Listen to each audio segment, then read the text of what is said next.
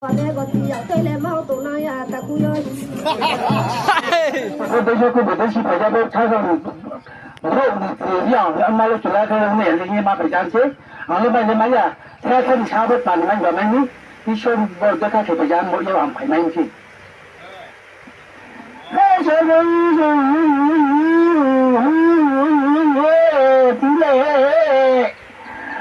nói từ tới xe bảy tham gia máy thôi số chỉ muốn lấy bảy năm là gì nói về thì về anh ra các gia đình tới đây có thể tụi anh là nhập tụi cho bên cho tụi anh ạ nói chỉ bây giờ cái xe đi tháng cho một gì sự giải về chúng tôi cũng là cái tụi anh mà nói về ta ba là cái suy tụi anh bộ như mà lại cái về mang ra mà là gì tôi coi cho để chúng tôi coi bây giờ mắt thầy ra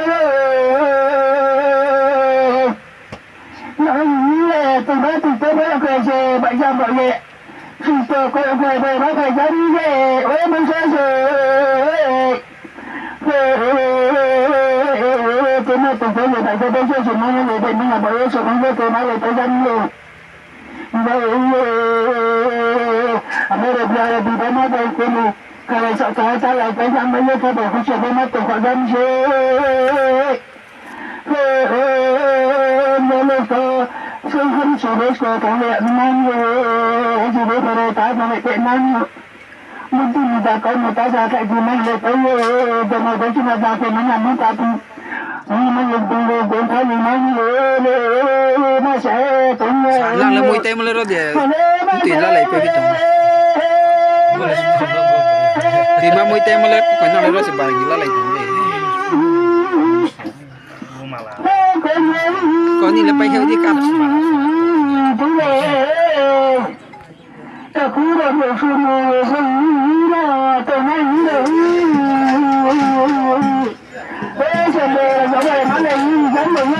nó chỉ là nó bây giờ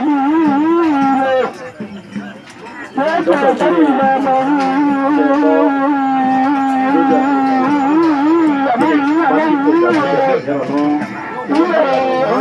sẽ tiếp ta ta xin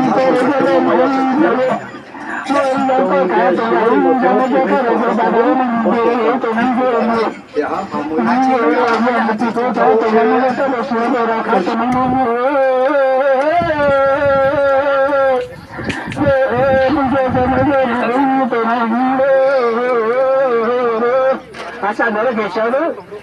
mấy giờ nữa rồi nó phải anh tôi phải ra mấy giờ ra sao nó lại ra mua ha